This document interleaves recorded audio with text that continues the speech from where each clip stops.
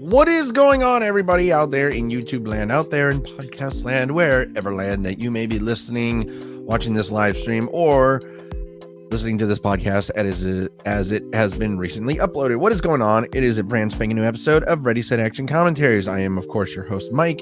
And as always, I am joined by Inika Chung. Inika, what is going on? Hey, Mike, I am great, man. I am just tired. I just was hanging out at TIFF. So, real quickly, I think both me and Inika, we owe everybody an apology because, yes, this past Sunday, we fell asleep during the we were falling asleep during the movie. Oh my gosh, yes. It was and it wasn't because it was a bad movie. It was just like it was going in the wrong direction. It just had there was nothing. Like it lost the magic. It really did lose its magic. But as you can see, we are back here, and now we begin a 5-week journey of the critically acclaimed HBO series Band of Brothers, which of course is a 10-part miniseries about the men of Easy Company and the year that they spent together in the over in World War II over in Europe. And so this has a very special place in my heart because this is one of my all-time favorite HBO series, and Inika has not watched this one yet. So I'm excited for her to actually finally watch this. But with all that being said, let's go ahead and get into it. So if you would like to join along with us, if you have the DVD set, go ahead and put it in. Bring up Curahee, because that is the episode that we are doing right now. We are doing Curahee. Pause it at 0 seconds whenever it comes up, or bring it up on HBO and actually pause it after the credits of the podcast come up and you're near the HBO screen. And as soon as we say Ready, Set, Action Commentaries, go ahead and press play. So Inika, are we all set? I am all set, man. Yes. Alrighty then. Well, then, quiet on the set. Quiet on the set. Ready, set, action. And HBO. One thing I love about this show is that they actually got actual members of Easy Company to do interviews. And there's a there's also a little documentary that they just talked all about their experiences. Oh wow. I did a little bit of research, when you were talking about the Band of Brothers. As I was, working on this promo trailer, I decided to check it out. So it was actually based on a true story, actually at a spot. And it had something to do with saving the Nazis back. No, not saving the Nazis. I mean, saving the people on the concentration camp. Yeah, I was gonna say we're not saving Nazis here. Come on now. No, Americans do not save Nazis. No. But yeah. So, and apparently, like I started doing some interesting, research. So even with the cast and crew, so it looks like a lot of fun. Oh yeah, and there was a really good cast, good cast members and everything that were part of this. I honestly just love it. I love like the entire cast members. Tom Hanks' son was actually in this series, of course. He was? Yeah. Colin Hanks was in this series.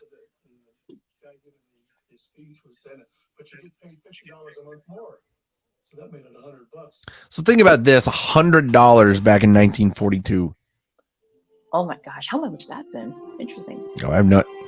And this is perhaps one of the most beautiful and like one of the best parts about Band of Brothers is, of course, the composers.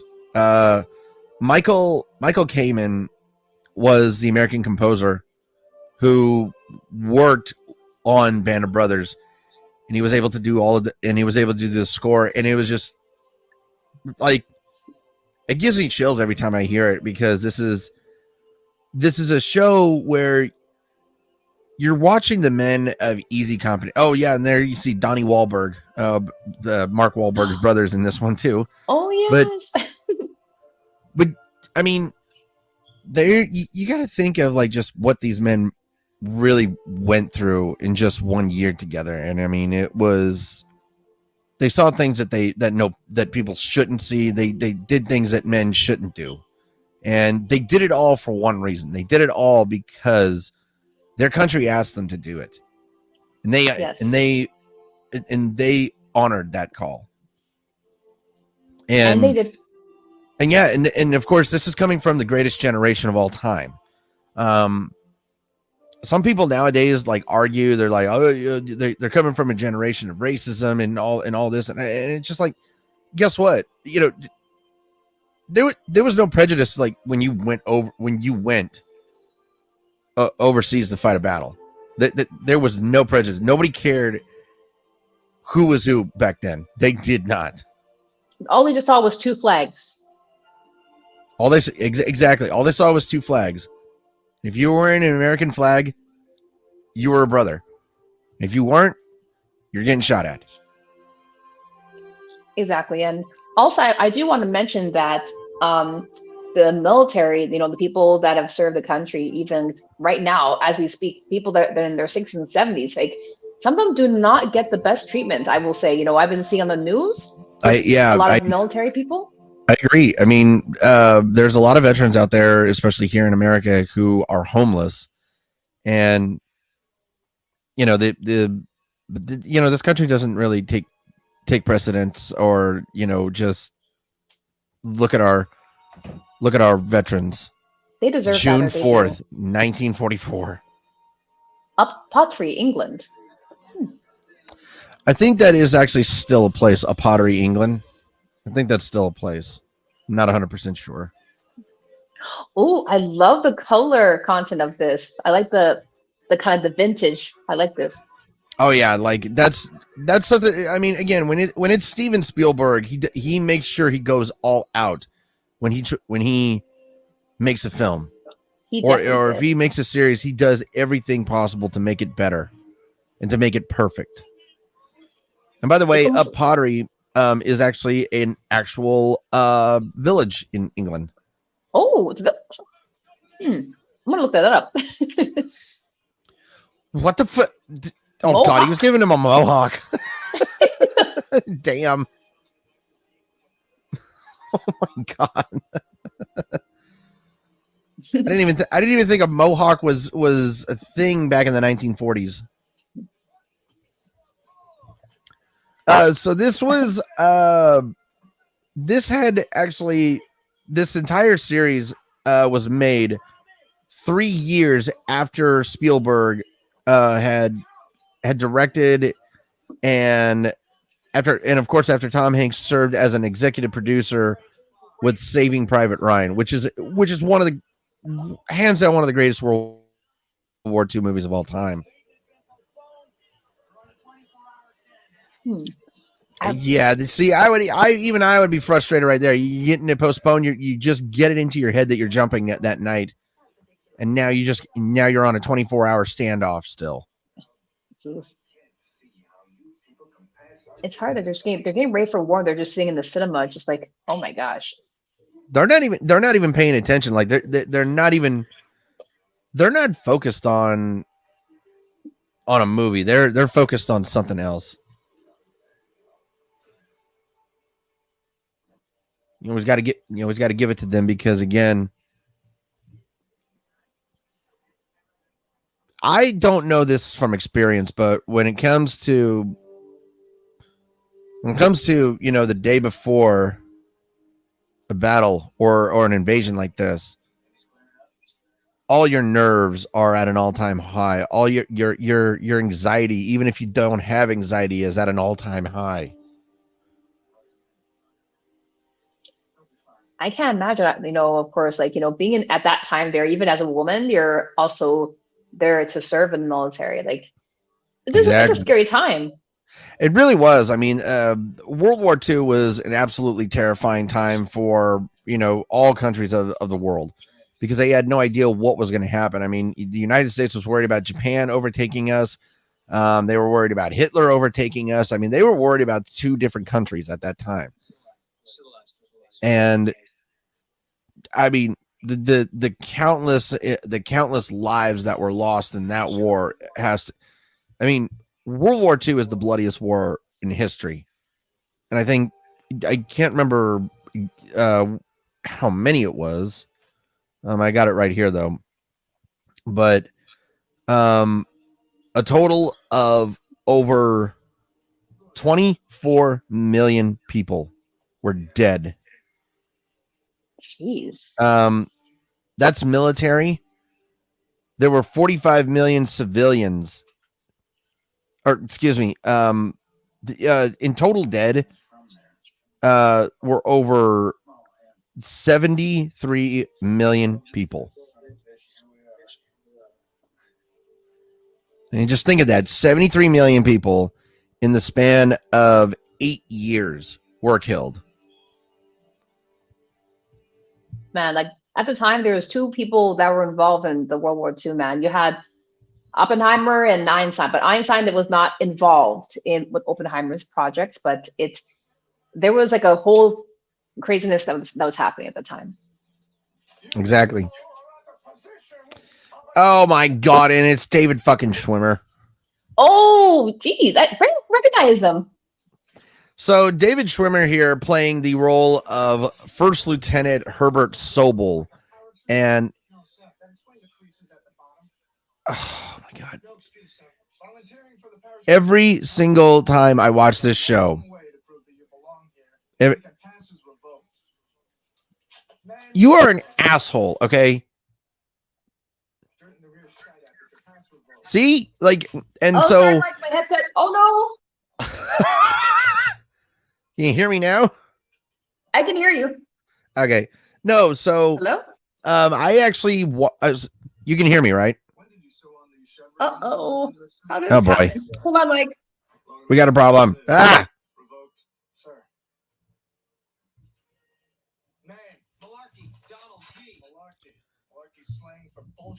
Oh,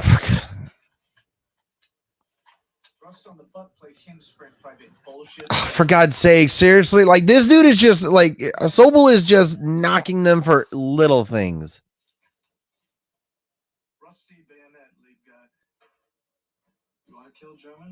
Oh my God, like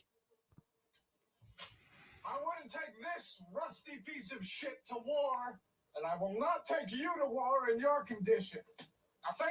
See, I think it's unbelievable that, you know, he's knocking them for every single little freaking detail. You got me, Anika? Yeah, I'm here. Yes. Okay.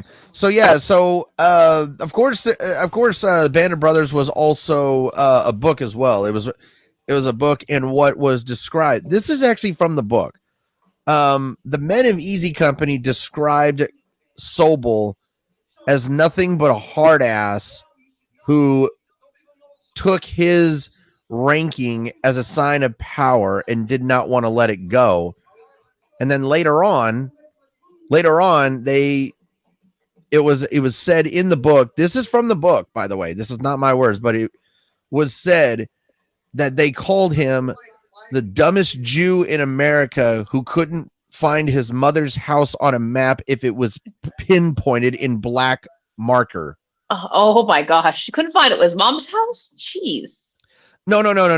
What they meant is that he couldn't read a map. He could not read a map. And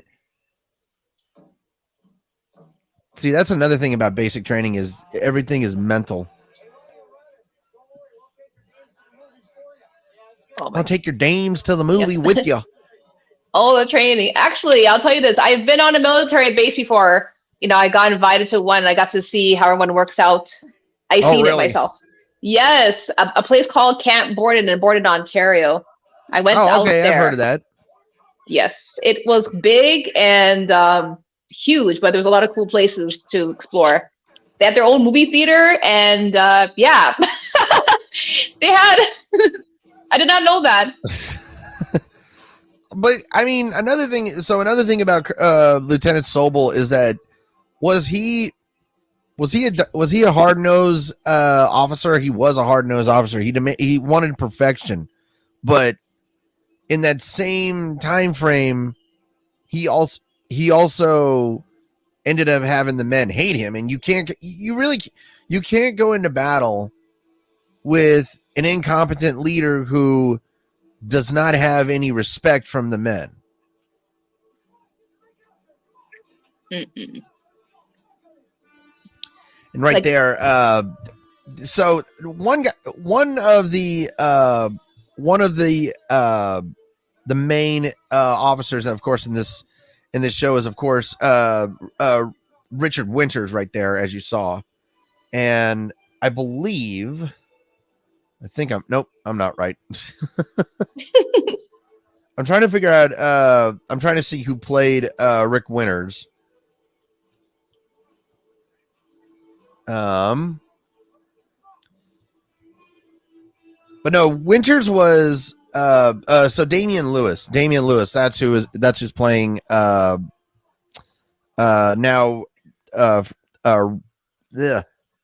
Lieutenant Winters. I got tongue tied there for a second. It happens. Look at this great cinematography shot in the nice as we're getting ready for more training at night. Night mission. Yes. What is it? Mission space, sir. Mm-hmm. 9 companies. How come we're the only company marching every Friday night, 12 miles full pack in the pitch dark? Oh. Yeah, that's not fun. Lieutenant Sobel hates us, sir. Nah, he doesn't hate y'all. Cold. I know it's like being out in the cold and it's dark. I know that feeling. Cold. Just hates you. No, Lieutenant Sobel doesn't hate us. He just hates you.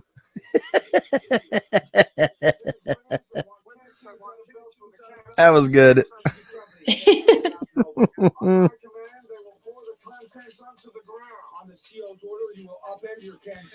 Oh my gosh, this guy. Empty the booze. Oh, geez. No, that's not booze. That's water. Oh boy. You know what? Okay, never mind. Sometimes, actually, I thought they would probably have some kind of like little bit of alcohol in there. I thought they did. Oh, Okay. like if you're dealing with this guy, you definitely would need booze. I'm just being honest. Okay, it's water then. Okay, yeah. But that's card, man. They gotta throw out the water. Yep, they were forced not to drink. Okay, that's man. Everyone has a basic right, man. Sobel was an asshole.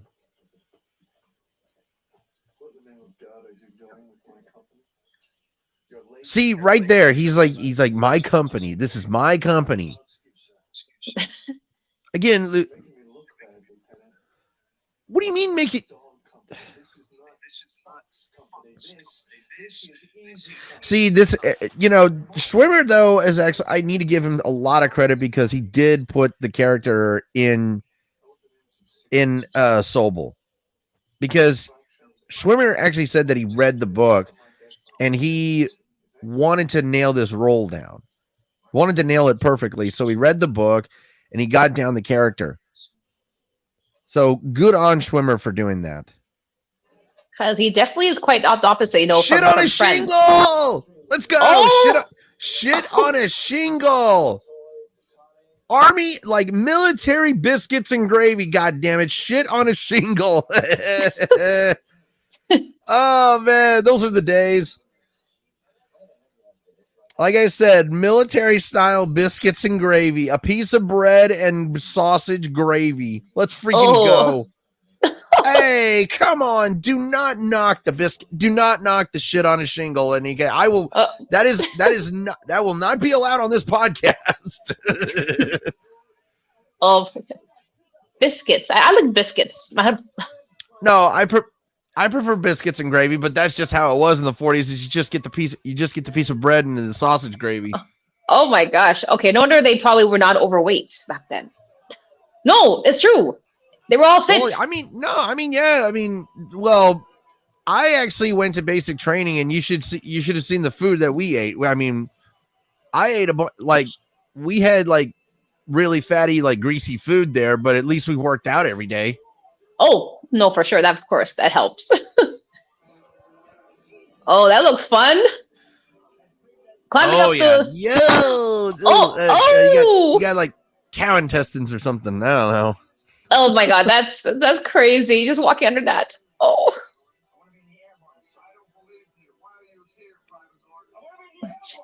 So, by the way, that one character, my God, this again, Sobel is such a douche.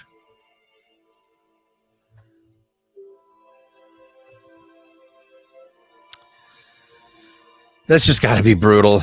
It's just got to be so brutal to have, like I said, to have an officer, to have a lead officer just be so hungry for the power of his position and ranking that he just treats everyone like dirt just because of the power, just because the bar on his shoulders. And right here we see our first. This is exactly where the bond begins. That's where the official bond right there begins. The beginning of the brotherhood. Ah, son of a bitch. Jeez. He friggin' promoted him. By the way, Dale Dye, of course, right here playing. Jeez, what the hell? I'm trying to think. Colonel Robert Sink. Oh, digging in their stuff. Yeah, that is illegal, by the way. You honestly cannot do that.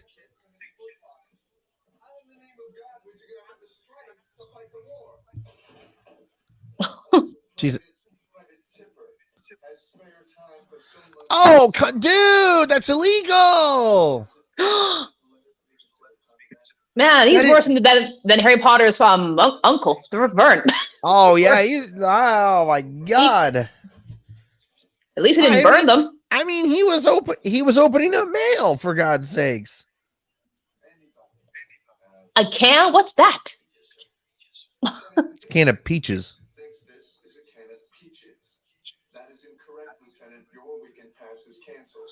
What the fuck, dude?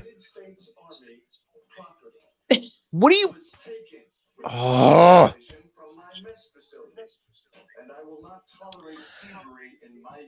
Oh my God. So yeah, I mean, that was a big no-no when I went to basic training. Is it didn't matter if it was a packet of crackers. You do not steal from the mess hall. Oh, you don't. You oh my gosh. So like I was trying to say earlier, so Dale Dye playing Colonel Robert Sink was actually a very decorative Marine veteran of the Vietnam War. And not only did he play in the Band of Brothers, he was also in the Pacific and did voice roles in the Medal of Honor series, the Medal of Honor video game series. I mean, he did a lot of military roles. And I always love it when veterans do that. And I also like that they're also part of the TV series that's military related, which is good. I just think it's funny that Dale Dye also participated in the Pacific right after he did the Band of Brothers. And for everybody out there who does not know, the Pacific was another World War II miniseries that Tom Hanks and Spielberg did.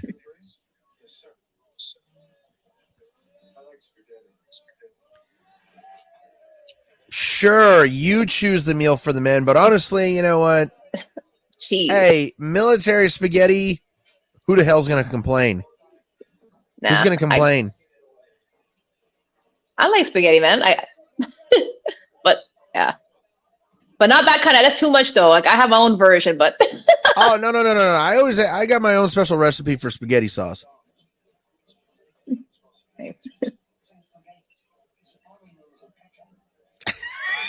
Army noodles with ketchup. Ketchup? Wow. Okay. All right. Hey, to each his own, man. They're joking, Inika.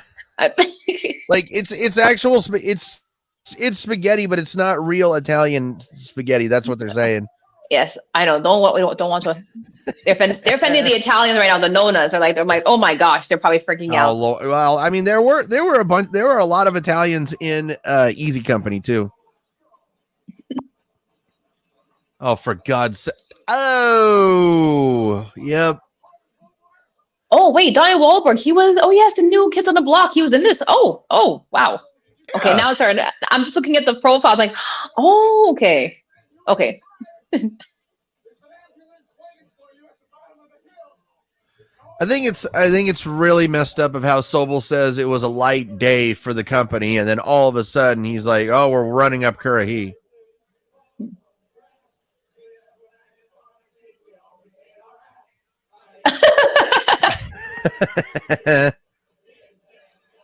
They run after their meal. Oh my gosh, they must have want to puke.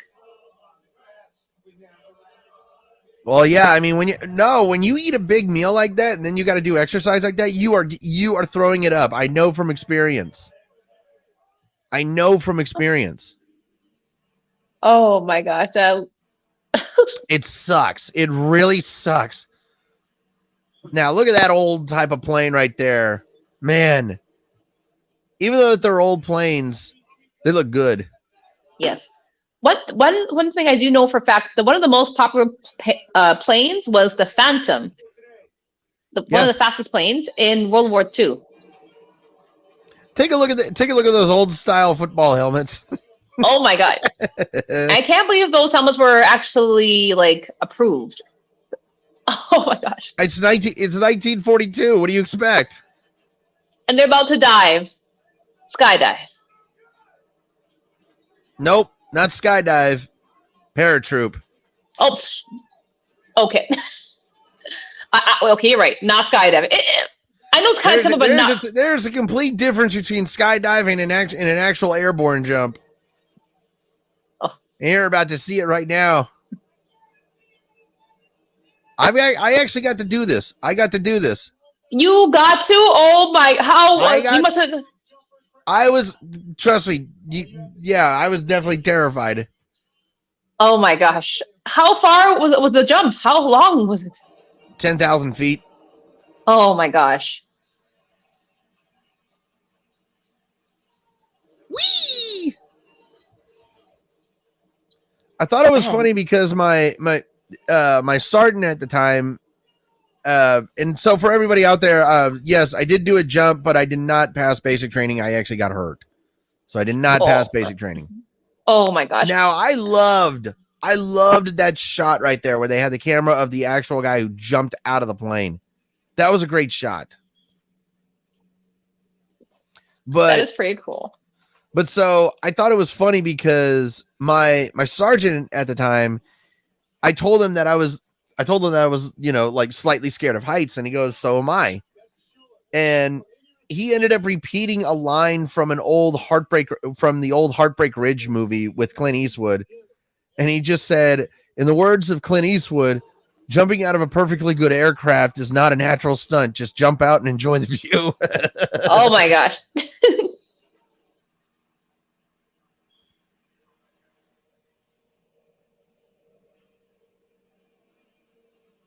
Yeah, so the only reason that I actually did get to do a jump though was I got hurt. I got hurt before the time of the jumps. And hey, got his wings.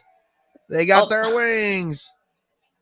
All right, you're approved now. You are certified. Mm-hmm. Just think, got a class and style like me, so I'm not mistaken for somebody. You mean like your fucking sergeant? Just kidding.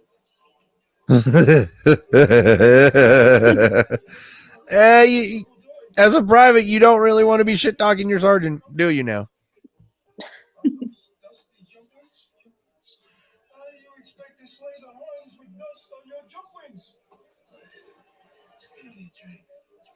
He looks drunk already. But yeah, so my dad was able, so after I got hurt in basic training, my dad was able to work with a general that he knew, and I was able to make a jump with the Airbourne. And it was definitely fun. It was fun. Oh my god. You are brave. And yeah, so for history reference, yes, the airborne infantry was a completely new thing to the military. This was basically a test unit that the military got, and that is a lot. That is a lot of foam on that beer, by the way. That was a lot of freaking foam. But getting back to what I was saying, so the airborne was a completely new unit to the military, and this is right here is where Sobel. Oh, did you just look at the two bars on his helmet? They're off centered. Oh God. Oh yeah. Oh, okay. That's bad. They messed up. And see, this is where Sobel's battlefield tactics are screwing him.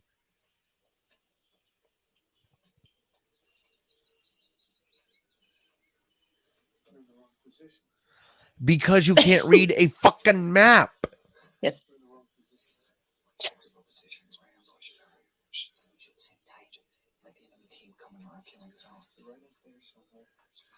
Jeez, he looks scared and terrified. See, right, and this is why Sobel was highly criticized in, of course, the Band of Brothers book, because he was an inefficient tactics leader, and if he would have taken the men into battle, he would have gotten so many men killed. He would have screwed up the way how he is, and see, yeah, case and fucking point. Case and fucking point. He doesn't even know how to hide his team. It's not that he doesn't know how to hide his team. He didn't know how to read a map, and he did not know how to keep his cool when it came to battlefield tactics. If you have a leader that has horrible battlefield tactics, you are going to die. He will get that officer will get you killed.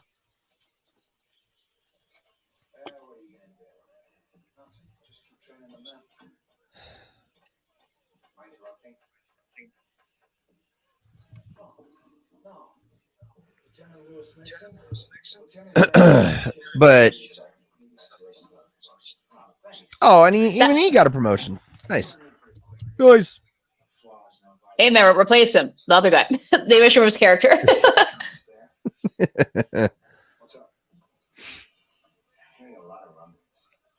So Ron Livingston, by the way, as you can see, playing the role right here of Captain Lewis Nixon. He also is best known for playing Peter Gibbons in the 1999 film Office Space, which is Office Space is basically what The Office was. The show The Office was before The Office even came around. First time I ever saw Office Space, I still can't get over that. I still can't get over it. You still have my stapler. Have you actually ever seen Office Space, Anika? I haven't seen it. No, I've heard of it. It's a black comedy film. It's such a hilarious film. And the funny thing is that Mike Judge directed the movie, and as we all know, Mike Judge is famous, of course, for being the director of Beavis and Butthead. Yes. Butthead. That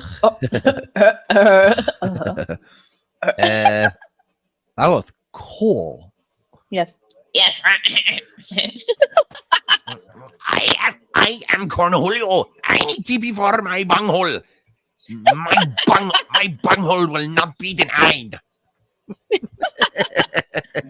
Oh my gosh, we need to probably react to Beavis and Butthead Do America one day, man. Oh, I was about to suggest doing I don't think I'll be able to stop laughing on that one.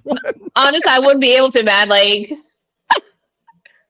one of the big reasons is because I remember that movie and where Butthead sees one of the president's daughter and he's like, I see you have braces. I have braces too. Eh. And I remember this. Look at this. Like this is the old way to travel cross country. You can't fly on a plane. You got to take a train. I always find train rides to be really fantastic view. I feel like train rides are a very underrated thing. Like, I know a lot of people who still take the train. And taking a train is cool, man. You get to see more views. Of course, don't get me wrong. Planes are awesome, but when you're traveling on ground, it's the coolest thing. Especially on sea, that's a whole other level.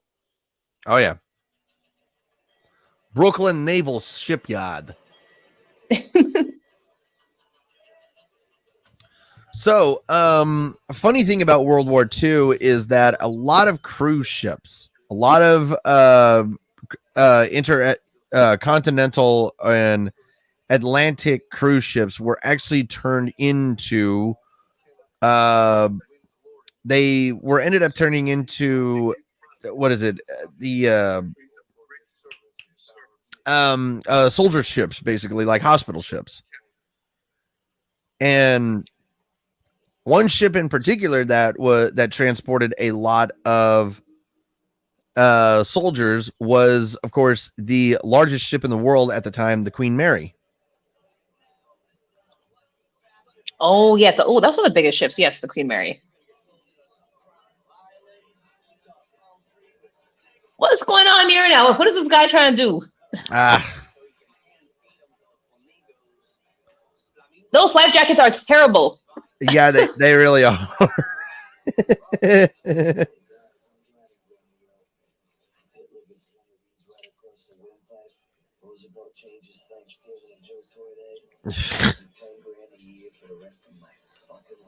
$10,000 a year. Now, just again, think of just how much money that is now. Really? Wow. Really? Your brother says it's hot in Africa? Shut up, dumbass. You didn't need to be a rocket scientist to figure out that Africa's hot. Yeah.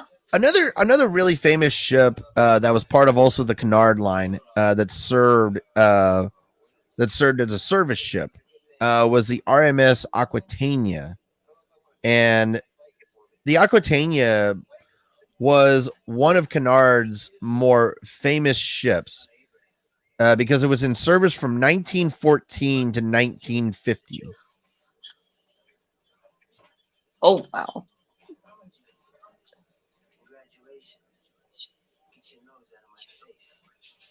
They barely teach us American history in Canada. Yep. Up, fight breaking out. Oh, break it up.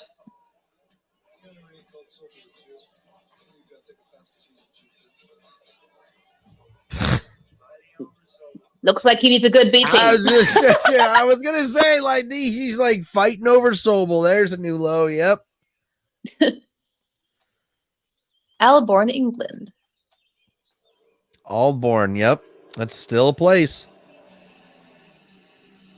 Look at that little town. Oh, that's so enchanting. That's a cute little town, okay? That's a cute little town. Body combat. Let's see how they fight. Yep. But yeah, so right there, I think that was Malarkey. I think that was no, that was William Garnier. So Frank John Hughes playing the role of Garnier, and what he was saying was that was exactly what I was saying at the beginning, was that a lot of the men didn't have confidence in Sobel because they were showing a little bit of prejudice towards him because he's a Jew. But yeah, I mean, the guy took offense that, he's like, I'm a Jew. He's like, okay, so what? Well, nobody cared about offending anybody back then.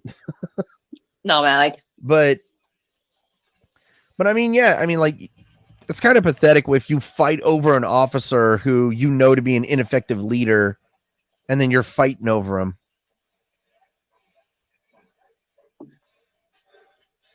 Man, people are making fusses over Jews, man. Like Jewish people are cool. I worked with plenty of them. I even had clients that were Jewish people are awesome, for crying out loud. I met a rabbi who works out at a gym. He's strong. Yeah, he had his rabbi. And here we go. Here we go again. No, here we go again. Sobel's inability to read a stinking map. Connie, what? Get the men. Take cover behind those trees. What an idiot.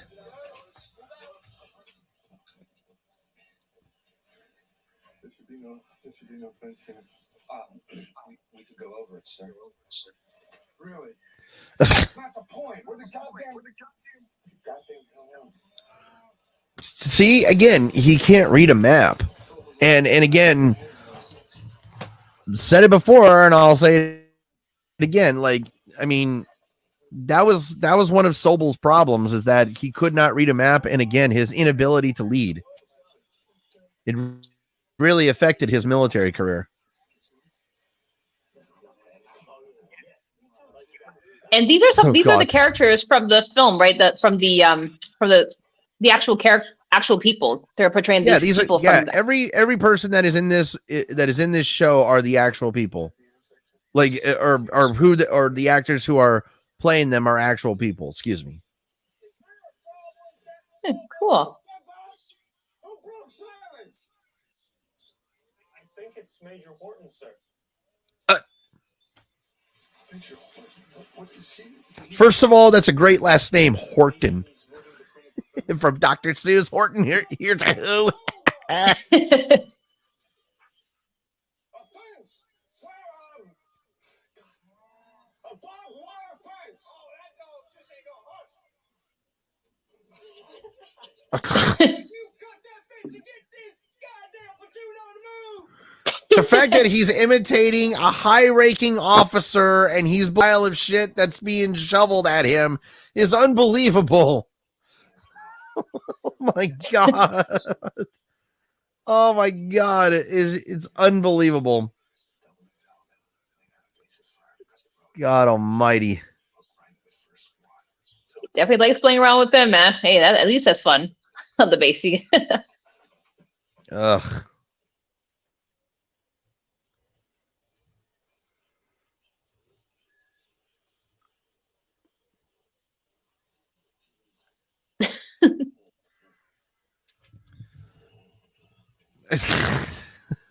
I forgot about those long socks back then. Jeremy.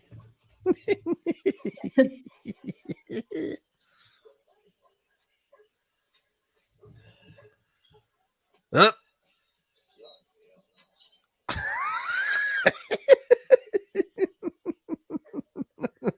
God. Hide. He tries to go one way. That. Oh, wait a minute! Wasn't that the stupid telephone booth from what's his? Oh, for God's sakes! You've done it now, Yanks. You've captured me.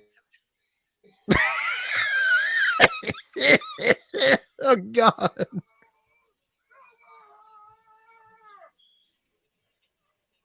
You are an idiot, Sobel.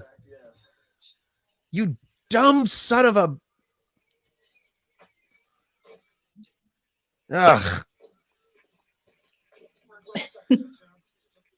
By the way, isn't that the telephone? Isn't that the telephone booth that isn't that the TARDIS?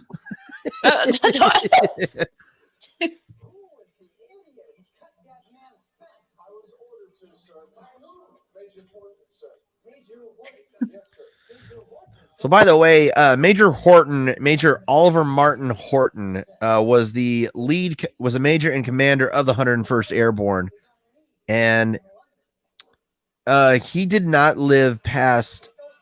Unfortunately, he did not live to see. He did not live to see D-Day. Unfortunately, he did not live to see D-Day. He died. He was unfortunately killed by mortar fire in Holland. Or no, he did. No, Yeah, he did not live to see D-Day. Sorry. Yeah. Lieutenant Winters, Uh-oh. the Captain Sobel's compliments, sir. Wait, oh, I know that guy, Simon Pegg.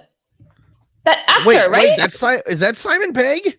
It looked like him. Wait a minute, let me see. Am Hold on I? a sec. Hold on. I got all the cast right here. I got the cast right here. And I'm looking. looking at it. The face. I was I'm like, looking.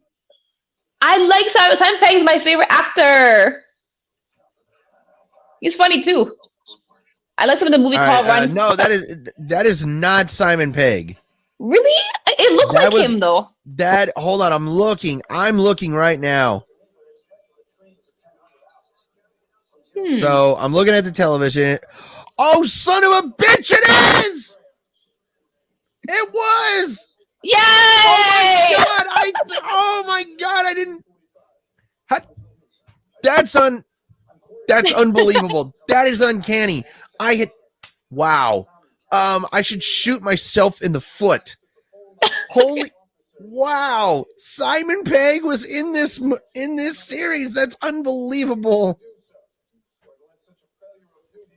Oh my god, that's hilarious. Yeah, he has some upcoming films apparently. Oh. I'm just looking at them, but yeah, that guy is funny, man. Like, Denial of a 48-hour pass for 60 days. Stand before me at attention. And once again, Sobel is showing of how he's power hungry. He's power hungry with his ranking because he's nitpicking. He's nitpicking at what Lieutenant Winters did. And he's gonna fight. He's gonna fight via court martial. And I don't blame him. it was definitely good to see him in this series because honestly, like he hasn't been acting as much. So I'm going to be completely frank with you is that when someone says that they demand a trial by court martial and they are that determined. oh I mean, I don't blame him. I mean, he did his duties according to what was told. And again, Sobel just is a complete douchebag.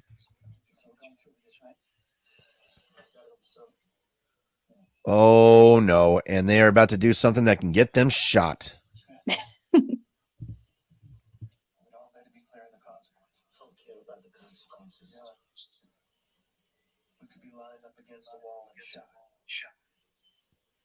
So what Charles Lipton is saying right now is they are against going into combat with Sobel. Here it is. And again, this was a problem. The men did not like Sobel. They did not respect him as an officer. They did not respect him as a leader. And you can't have guys. Did he just lick that pencil, by the way? yes. Oh. He did. That's lead poisoning. Back then, man, they were not scared of nothing, man. They just didn't think about no consequences. No, they back weren't. then. But so you need to understand what the consequences of what they're doing right here, Inika, is they are going to Colonel Sink and telling them that they will not serve under Captain Sobel. And that is treason at that point. And in this time of age, they could have been lined up against a wall and shot dead for treason. Just back then. Oh my gosh, I did not know about that. That's crazy. Oh yeah. So even if you don't like, if you feel like there's someone that is not fit to be like a leader, and you. Oh, it's not treason. It's mutiny. Oh, I was about to say. Oh, okay, mutiny. You are hereby transferred out of my regiment. Sir, get out. Oh. Ready? Sir. Consider yourself lucky. I'm only busting you to private.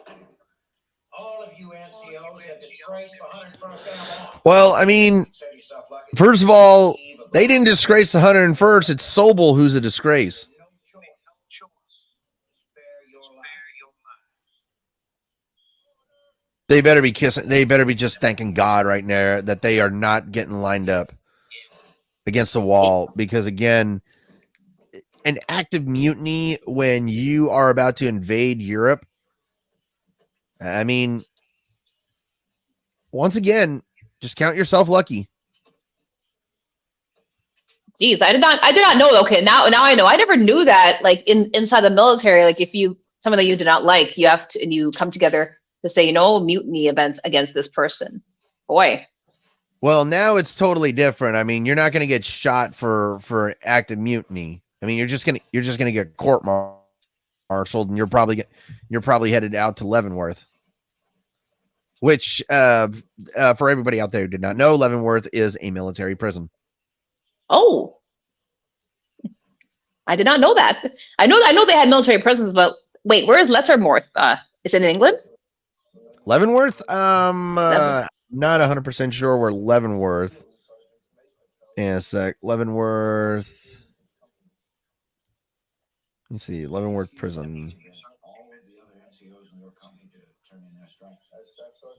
So United States Penitentiary, Leavenworth is in. Oh, for God's sakes, where the hell is it? It's.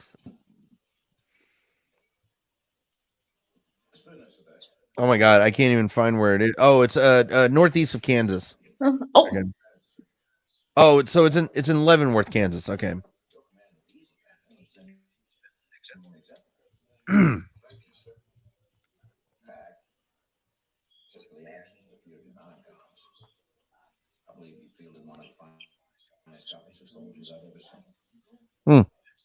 Okay, getting some compliments.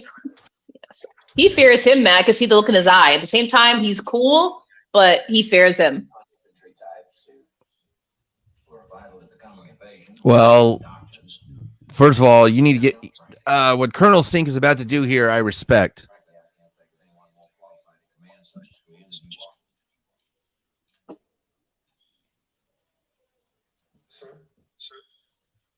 And he runs things, at the space, so. Mm-hmm.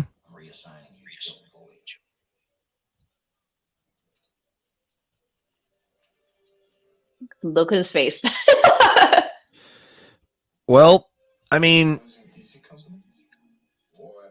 honestly, like you deserve to lose Easy Company, dude. You deserve to lose the company because you're an ineffective leader. You don't know how to read a map, and you're going to get guys killed.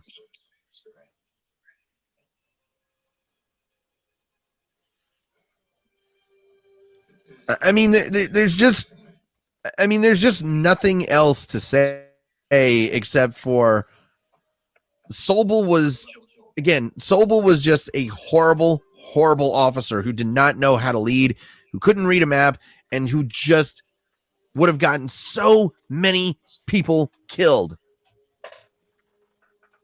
And it took an active mutiny just for the head honcho to actually see what a huge what is it like a gigantic cancer, if you will.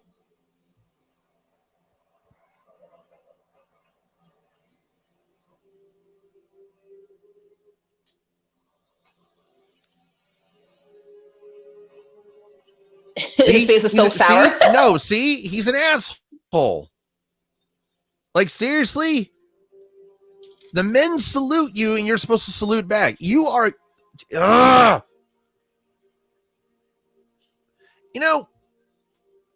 don't normally hate on characters, especially when it comes to historical, but man, oh man, did I hate Sobel. And Schwimmer actually did a great job with this role, because when you can act so well that you are hated, you're doing a good job. You really are doing a good job, okay? And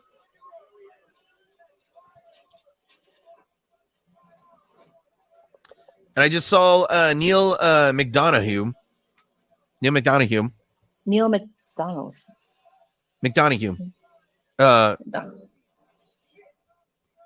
me take a look. Let's see.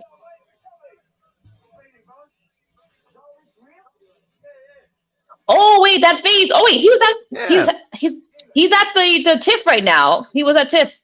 I think promoting a movie. Oh, I think was he was he? doing at TIFF. Forgot, but yeah, apparently he was Nice. there. I gotta check though. It was a movie.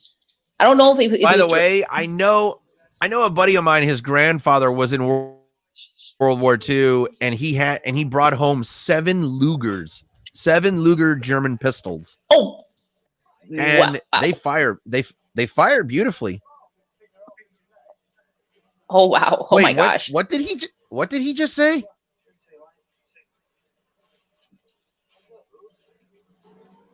All I heard from that dude was yeah, but been Daria. That's exactly what I heard. I couldn't understand what the hell he was saying.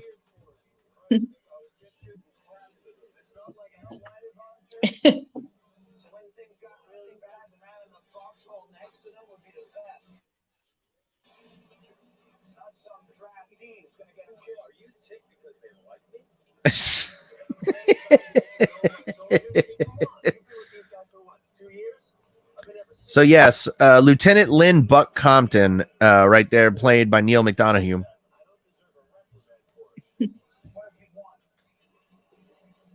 He is an awesome actor, by the way. One of the first movies that I remember seeing him in was Angels in the Outfield. I remember the movie. And, yes. Yeah, he played that idiot pitcher, the one who like chewed like a gigantic wad of gum.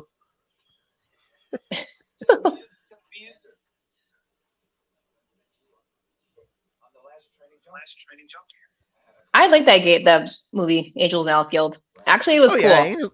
Yeah, I mean, I always thought it's ironic because there was a couple baseball movies that came out in 1994, and I thought it was funny because, so you'll find this hilarious. So there was Angels in the Outfield in '94, and then ironically, the following year, the Angels collapsed in a gigantic race for the American League West Division title and lost out to my Seattle Mariners. Yeah, credit to them. And then Little Big League was in 1994, and you're gonna find this even more funnier, Anika. So the mother who played in Little Big League, her son is the #1 prospect for the Chicago Cubs and just got called up to the big leagues. Oh wow! So from acting, he went into the baseball. That's impressive. That is amazing. No. Her son never acted. He's always been a baseball player. But it's just like the mother of like the mom of the movie in the Little Big League. Her son that she had played baseball, and now he's in the professionals. Oh, okay. I see. Okay, I get you now. I was like, what? I'm like, okay, that is cool.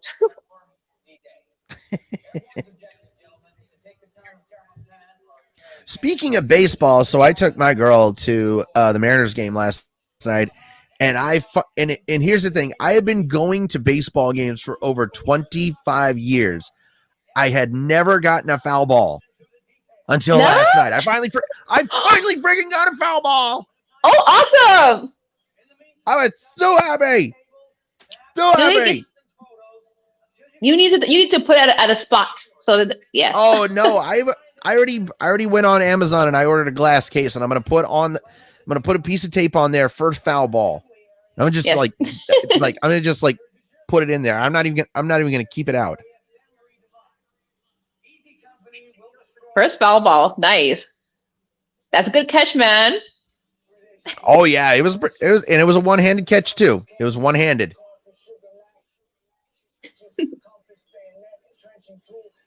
Jesus Christ.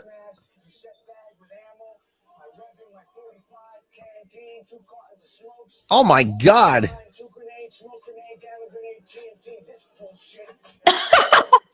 Good God, how much crap are they carrying?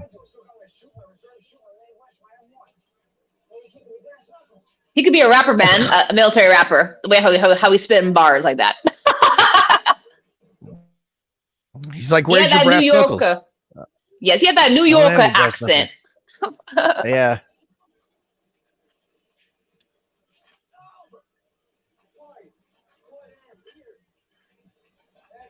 Mail call.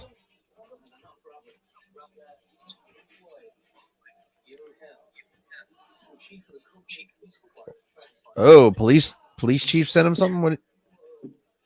What did he send? Whoa! You gotta love knowing cops, huh?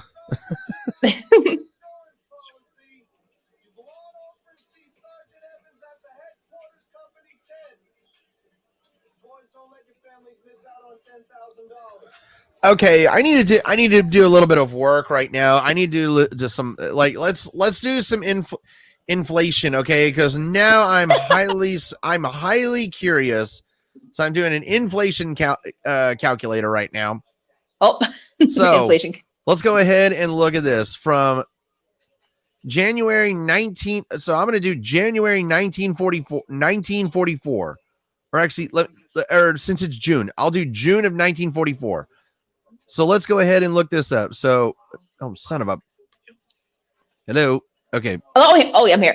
Oh, there it is. Oh. Okay. Why is it not giving me the ability to? There it is. So I got 10 grand. Calculating right now. All right. Calculating for inflation. $10,000 back then is the equivalent, as the same buying power as $174,400 $174,446.59. Oh my God! Oh wow! Apparently, $1 in 1944 is $17 today. Oh shit! I just typed that. That's unreal. That's just that. I feel like that's just mind-boggling for me. Is it possible to find a $1 bill from 1940s, man? or is it the same thing? You can go to like antique shows and you can actually find old dollar bills and old coins.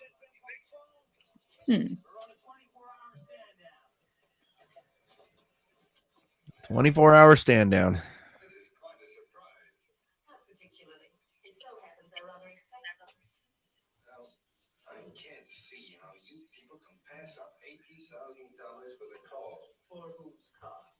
Did they say $80,000? I don't think I heard that. It was either $80,000 or $18,000.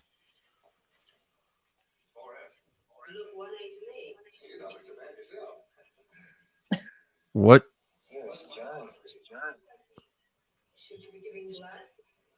Oh boy.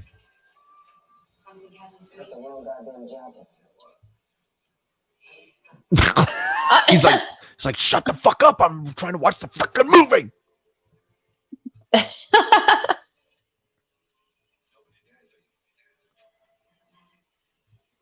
No.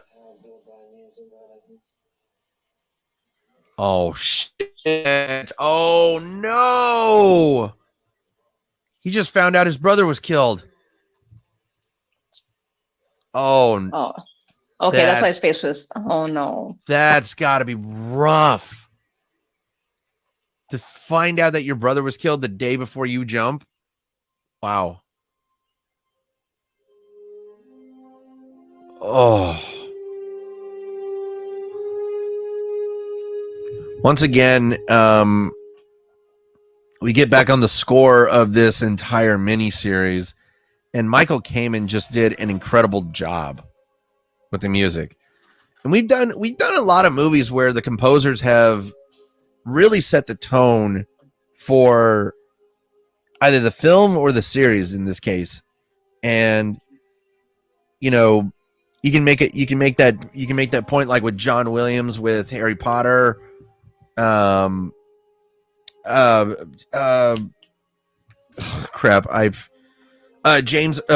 Horner for Titanic.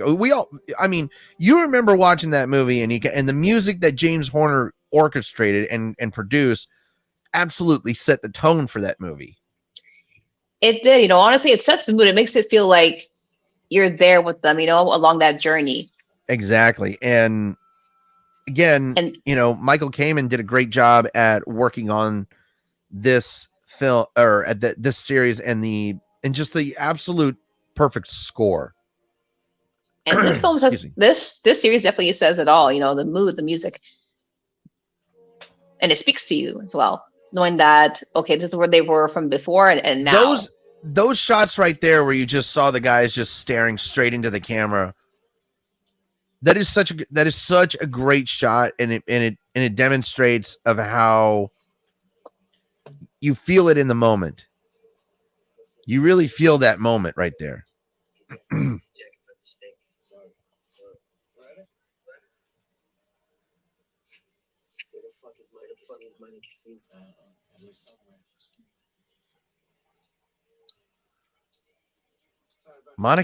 Montecasino.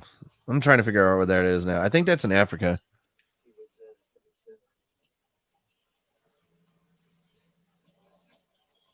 Let's see. Montecasino. Montecasino. No, that's not even a real place. Okay.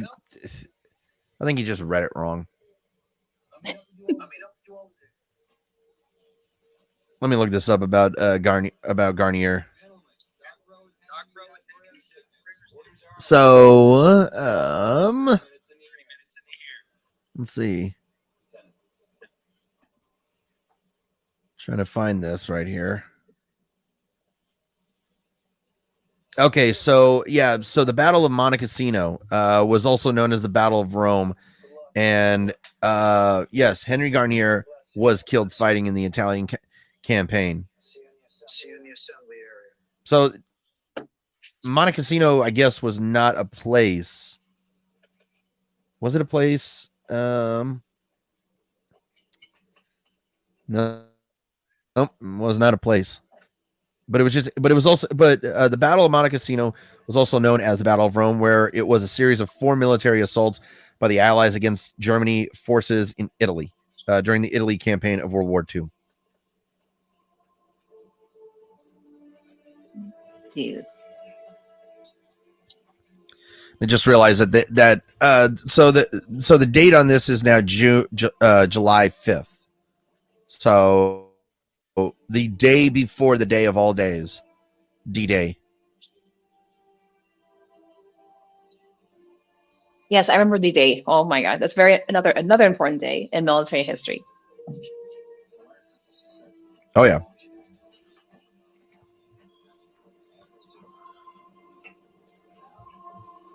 And you also got to think about this, like this plane ride that they're taking. I mean, think about this. A lot of those men are not coming back.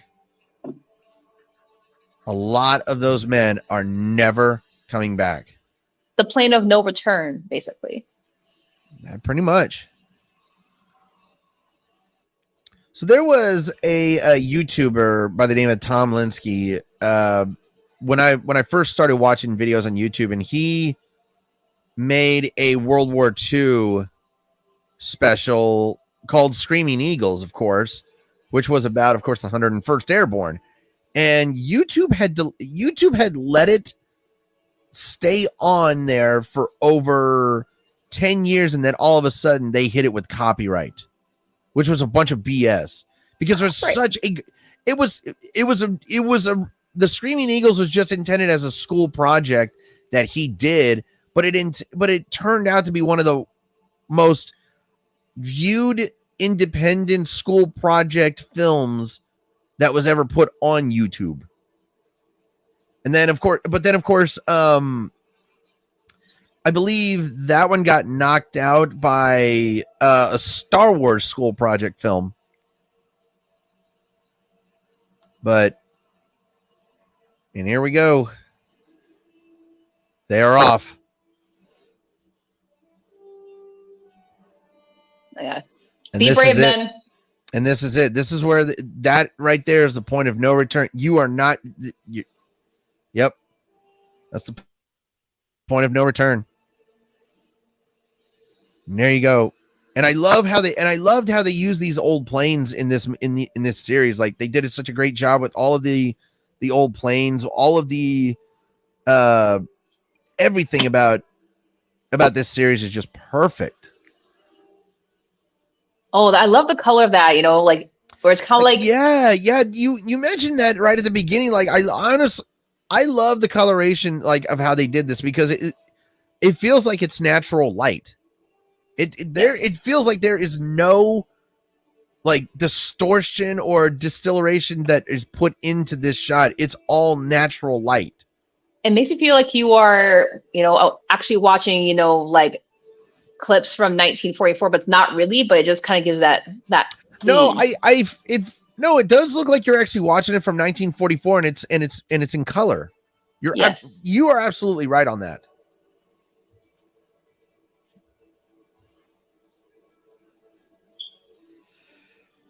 It's a long flight to France. I'll say that. These men have been through so much in the beginning. They were acting all like rebellious jerks and all that in the beginning, thinking like, oh, this is nothing. And then everything gets serious as weeks and months go by for training. And now now they know. Now they know.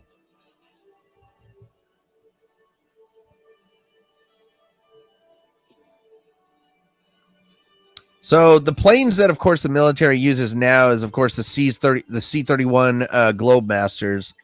And I've actually flown on one of those at one point in my life, and it's pretty spacious in there. And it's also the one time that I fell asleep on a plane that I got some of the best sleep of my life on it. I don't know how I did it. I really don't know how I did it. Oh my God! Look, that's an incredible shot, because right there, not only do you see hundreds of planes, but look at the ships, the battleships heading to Normandy for the invasion of D-Day. Oh my gosh! Jeez. Soldiers, sailors, and airmen of the Allied Expeditionary Force, you are about to embark upon the great crusade towards which we have striven these many months. The eyes of the world are upon you. Good luck, and let us all beseech the blessing of Almighty God upon this great and noble undertaking. General Dwight D. Eisenhower, Supreme Allied Commander. Well said. Oh my gosh.